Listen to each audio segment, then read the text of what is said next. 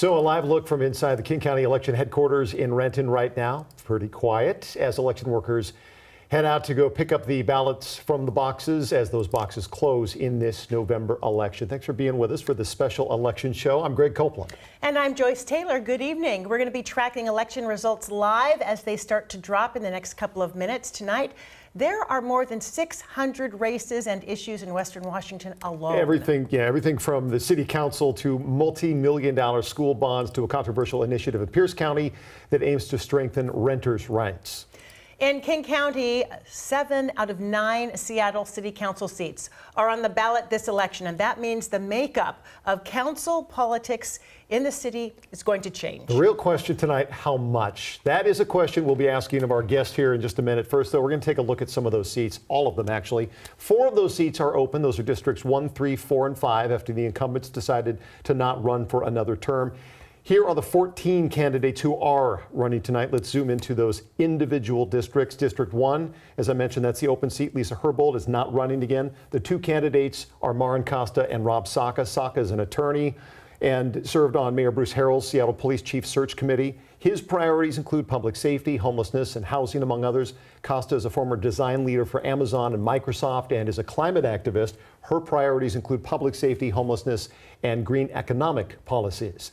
District 2, Tammy Morales is one of the 3 current city council members who are seeking re-election. Voters elected Morales to the city council in 2019. Her priorities for another term include community safety, affordable housing, and environmental issues. Her challenger is Tanya Wu. Wu's family owns a hotel in the Chinatown International District. She says she wants to, quote, change bad city policies. Her priorities include, again, homelessness, housing, and public safety. District 3 is another open seat after current progressive council member Kshama Sawant decided not to seek re-election. The 2 candidates are Joy Hollingsworth and Alex Hudson. This will be a very interesting race to watch tonight after the 2 tied in the August primary. Hollingsworth is part of the Food Access Network team at Northwest Harvest. Her priorities include reducing property and violent crimes and expanding mental health services. Hudson leads a transit and transportation advocacy nonprofit. Her priorities include housing and homelessness, transportation, and small business support. District 4, also an open seat after Councilmember Alex Peterson decided not to run again. The 2 candidates vying for this seat, Ron Davis and Maritza Rivera. Davis is a transit advocate and an environmental activist. His priorities include public safety, housing, homelessness, transportation, and workers' rights. Rivera is the city's deputy director of the Department of Arts and Culture. She also served in the White House as President Clinton's Hispanic liaison. Her top priority is public safety. Let's get to District 5, also an open seat. Deborah Juarez decided not to seek re-election there. Kathy Moore is a former King County Superior Court judge. Her priorities include, again, public safety, ending cycles of addiction, and affordable housing. Her opponent is Christiana Obi-Sumner. They are a former co-chair of the Seattle Renters Commission. Their priorities include affordable housing, health and human services, and infrastructure gaps. Then District 6, incumbent Dan Strauss is taking on Pete Hanning. Strauss's priorities include public safety, homelessness, housing. Hanning is currently the executive director of the Fremont Chamber of Commerce. His priorities include homelessness, housing, public safety, and small business support. District number 7 now, current council member Andrew Lewis facing Bob Kettle. Lewis's priorities include housing, homelessness, public safety, climate change. Kettle is a former naval officer and serves on the Queen Anne Community Council Board. His priorities include public safety, homelessness, universal pre-K, and expanding community colleges. We want to bring in Seattle University Professor Patrick Shetmer, who is an expert in Seattle City Council politics. Good to have you in tonight. Very good to have you. We've been able to talk a little bit about what's going on in Seattle politics and where things might go tonight. We mentioned a lot of the same priorities over and over and over again. Which of those districts are you watching tonight? I'm going to be paying closest attention probably to District 1 and District 3. I think those are really competitive races for different reasons. Obviously, Joy and Alex, and they're in District 3. They were neck and neck in the primary, so it's going to be really a question of who's able to consolidate support where and what turnout in the district is going to look like. Either way, in that district, what is not there will not be Shama Sawant, and that is Yes. maybe one of the biggest things in this election is that somebody who is so polarizing for the city council, that will not be. Do you see that being an issue with any of the other candidates? I don't think that any of the other candidates are going to be able to move the Overton window in the same way that Sawant is able to, or wasn't even inclined to. She had a very different style of politics, even than the other members of the council that currently serve. And I don't really see anyone adopting her same style of politics, even if they might see themselves as picking up some of the issues that she championed on the council. When you look at the entire landscape and you consider the changing of the tide with so many open seats and new faces coming to the council, what do you think that means for the city of Seattle as we move forward with such a different makeup? Well, I think part of the question that we're going to see answered over the next months and next year or two is if we're going to see the Seattle process reassert itself. Described as how, the Seattle process? The emphasis that we have historically placed in Seattle politics on collegiality and compromise, consensus building, which tends to lead to really slow-moving politics. The Seattle process, I think, has been challenged a little bit over the last few years as progressives have made attempts to push forward with greater speed than we usually see in Seattle politics on issues of importance, which I think in part reflects some of the impatience voters are getting about the changes they see in Seattle and the changes they want to see made in Seattle. But that same sort of contentiousness also builds up a lot of aggressiveness in politics, which I think is partly explains why we've had so many retirements coming in, or decisions not to seek re-election in this current cycle. It's been very politics in general has been very polarizing the past several years. Indeed and it has. Seattle's no exception to that. Correct. I think we do have some results that are starting to come in for King County. Are we starting with the council There races? they are right there. There we are, Seattle City Council District number 1. Let's look at the results if we have them. So this is one of the races you said you were watching very Indeed. closely. This is 54% of the vote in with Saco with 59% and Marn Costa 41%. And that's a big difference from the primary, which was, I think it was 33 to 24 for Costa. And you mentioned because that was maybe turnout was so low that those numbers were not going to continue into the general. Yeah, I mean, the big question I think in District 1 was the candidate who had the third largest chunk of votes, Phil Tavel. If we look at where his support was coming from, we would expect it to be lining up more behind Saka. But he endorsed Costa early on after the primary itself. So the question that I had was, are we going to see him be able to deliver his supporters to where he wanted it to go, or were they going to vote the way their issues were leading them? In your mind, what's the biggest difference between these two candidates? What are people voting for and against here? I think in part it is on how they feel about security and safety in the city, and I think partly it's also on personality. I think that Saka has a much more aggressive style of politics than Costa, and I think that could be something that people in West Seattle might want if they're not feeling like they're getting heard as clearly as they want. We want to go to District 2, which covers the Beacon Hill, Chinatown International District and the Rainier Beach neighborhoods. And Tanya Wu is leading so far.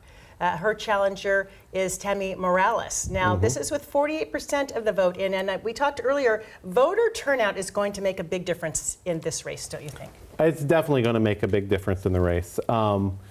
The primaries, we only had around 30 to 35, 36%, depending on the district that you're talking about. And that means a lot of people were just setting out the primary entirely. When you're adding in another, 20, 30,000 voters, you have to see where they're coming from to see which way they're going to shift the election. In this race, why do you think voter turnout is more of a key relative to some of the other races? Is it because it's the international district, for example? Yeah, I mean, District 2 is the most racially and ethnically diverse district in the city of Seattle. And so you have a more diverse set of coalitions that you're trying to turn out. And you have to see exactly who's going to be showing up to get an idea whose coalition is going to be able to put them over the top. I mean, it's early, but it was a 10-point lead for Morales in the primary over Wu. If this holds up, I mean, theoretically, when you're looking at the numbers, it's possible we could have 8 new city council members at the end of this. Probably, that maybe not probable, but it's possible if everybody possible. takes over. We'll get to more on that in a little bit. That would be remarkable Right. if it happens. Just that it's possible is saying something. Let's get to District 3 right now and take a look at, well, it takes a second for the graphics to move forward. That is Joy Hollingsworth, Alex Hudson. This is the seat that Shama Sawant is not rerunning. I moderated this debate. They both did a very, very good job, but you see there, Hollingsworth leading right now, 58-42%. Does that surprise you? At this point, given where we've seen the first 2 come out, I don't think I'm that surprised. In general, we see the candidates that are identified as being the more centrist of the 2 generally having their best showing on election night itself. We can generally use the Seattle Times and the Stranger as sort of a proxy for how who's lining up on the more progressive or the more centrist wing of the Democratic Party here. And the fact that I think we see the more centrist candidates leading right now is something in some cases should be a little concerning for the progressives, but isn't entirely surprising. Let's take a look at District 4. That's another open seat, Ron Davis and Maritza Rivera. And we have some of the results coming in there. That is where, again, we said Alex Peterson's not running for re-election. More than a 10-point spread here with 53% of the vote in. So for here, it looks like Davis is actually running a little bit ahead of where I would expected him to land initially relative to the 3rd district. The 3rd district and the 4th district have sort of similar constructions, but in both you have sort of a homeowner versus renter dynamic.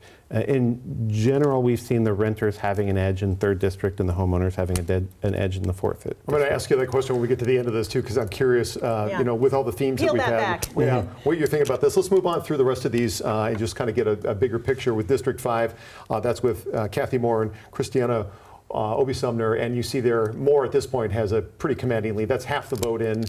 That's going to be obviously a pretty tough one to make up at this point. Yeah, I think that will be a lead that size, I think, will be a real challenge to come up. The votes that come in after Election Day generally wind up bringing in more progressive votes than more centrist votes. We call it the blue shift. But the blue shift hasn't ever made up a 40% gap. Right. District 6 covers Fremont, Ballard, Green Lake, Magnolia neighborhoods, and here are the results there.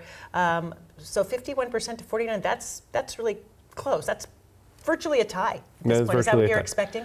I might have expected Strauss to start out a little bit ahead, but given what we've seen in the other districts so far, this should be about what we would expect. Again, the more centrist affiliated candidate coming out with a slight lead, showing probably a little bit better turnout among the homeowners in We'll Seattle. be keeping an eye on that And one. Strauss is the incumbent, so Yeah. we'll have to really watch this one closely. That was but that's negligible at close. this point. Yeah, that's still 57. All but a tie. And then District 7's that's Andrew Lewis and Robert Kettle. That was looks like a 12-point primary difference in there. And Lewis had the lead in the primary. Again, a lot of these are going against what we saw in the primary. This has only got 40% in, but that's another 12-point lead for the challenger right now. What's that telling you when you look at all these races? You read my mind. Yeah. Well, one thing it's telling us is that since we're seeing it across all the districts, that we are seeing a certain sort of dissatisfaction perhaps with the progressive movement here in Seattle among voters. Why do you think that is? I think part of it has to do with the tension that we've seen on the council over the last few years. Part of it could be driven by disappointment with some of the choices they made, like over the debate around whether or not to move to gross misdemeanors for drug possession and stuff like that. Part of it could be targeting them in general over the 2021, 2020-2021 police issues that related to defunding the police. And part of it could be connected to how voters in general are feeling about where the city is heading economically. We're going to go to Connor Board, our reporter who is with the Tanya Wu campaign. I believe that Connor has Tanya with her. This is a race that at least the early returns show that Tanya Wu is leading. Connor, are you there?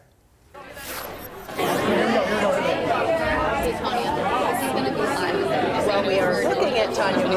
We can show the results very quickly while they get her ready to talk with us, or maybe we can hear her.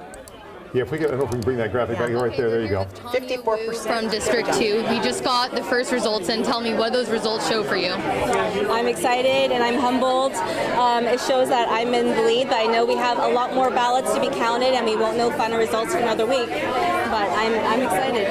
I believe it said 54%, correct? I think so, yes. Yes, I think it shows that our message is resonating with people here in South Seattle and that people are ready for a change.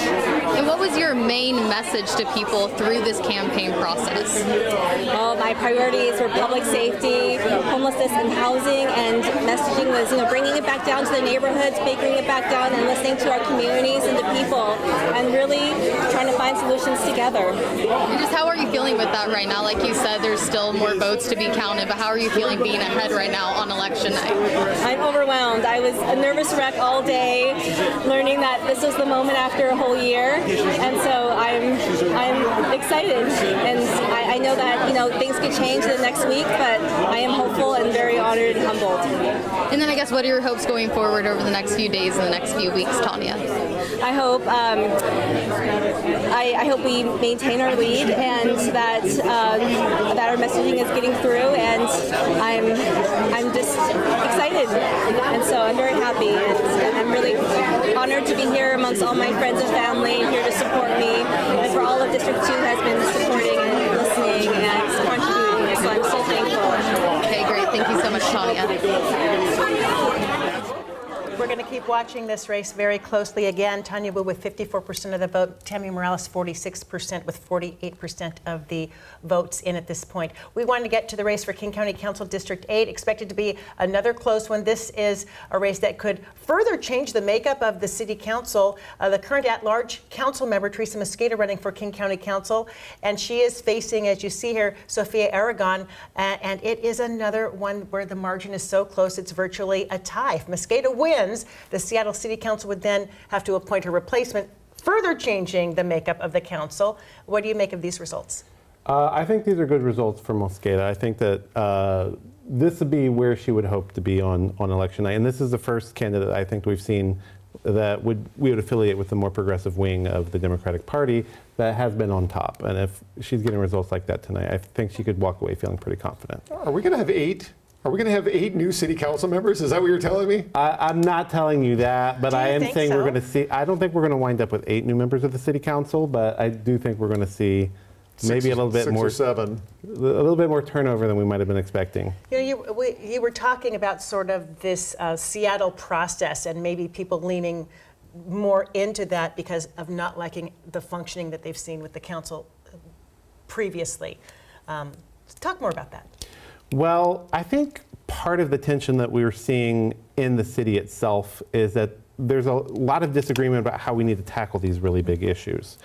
And some of the disagreements over how we should tackle the issues have spilled over into what we really contested visions being played out in media or in other debates, where the candidates have not been able to agree, or at least publicly not been able to agree on a direction that we need to take the city. And then things don't get done. So then we still have these issues of homelessness and housing and the budget issue, et cetera. We've seen that over the last couple of years. There's been a lot of backtracking when the council takes an action, like with the Amazon tax, with the decision over whether or not to criminalize drug possession. The council will make a move and then it will step back. Mm-hmm. It's having the debate in the public, and in general, Seattle politics has been one where the debate has always been held in private, and then in public we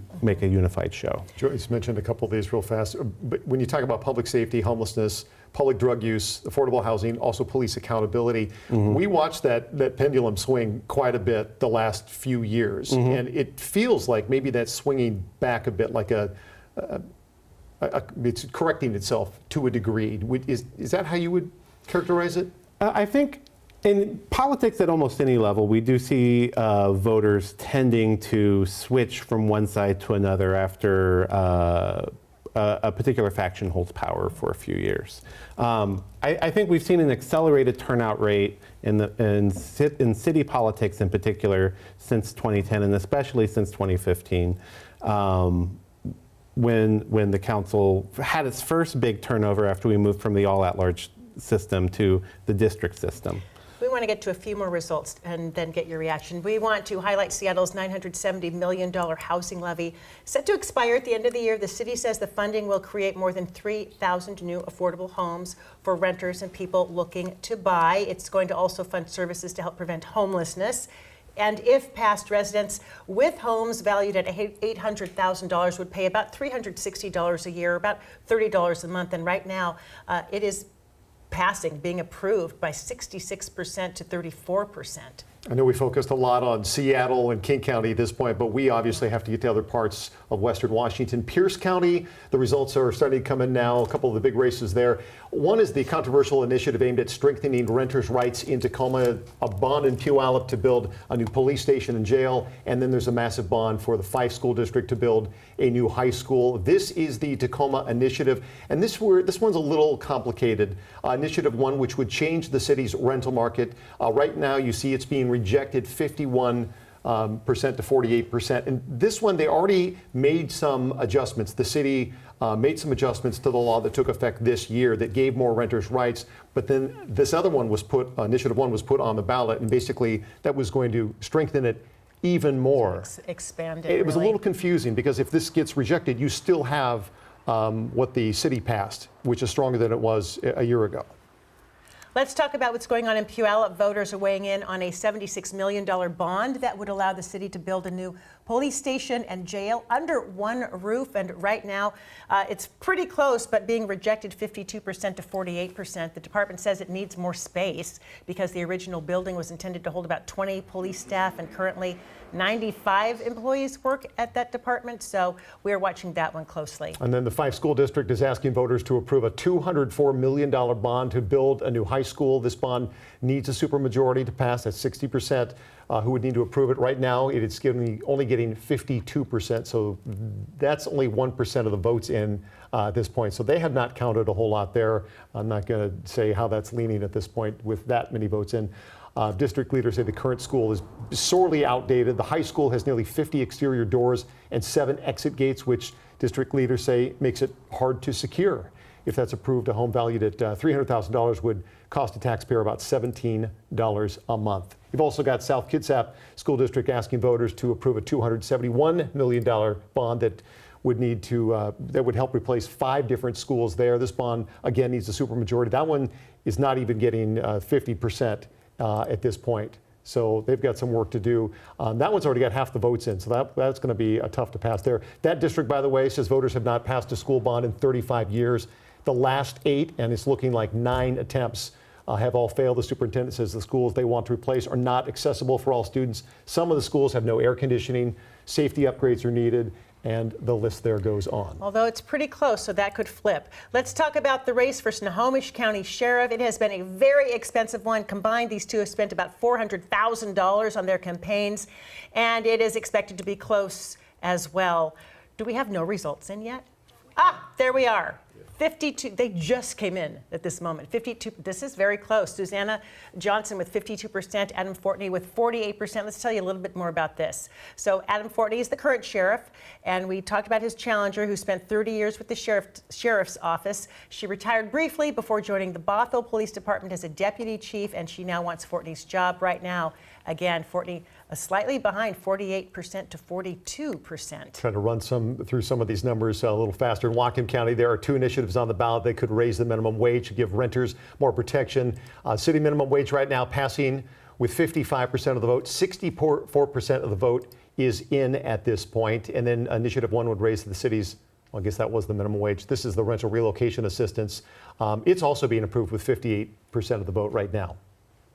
In Bellingham, voters are also weighing in on expanding, well, this is the protection for voters' rights. Again, that one is passing at this point. Also tracking more than a dozen mayoral races in 10 counties tonight. Yeah, let's zoom in on what's going on with Whatcom County. In Bellingham, incumbent Seth Fleetwood leading just by almost a tie virtually, with 50.4 to 49.6%. In Snohomish County, the race for mayor expected to be a tight one as well. In Edmonds, incumbent Mike Nelson is running against Mike Rosen. If we just wait for a second, maybe those numbers will pop in. You might remember in the primary, Mike Rosen won by just 47 votes in the primary.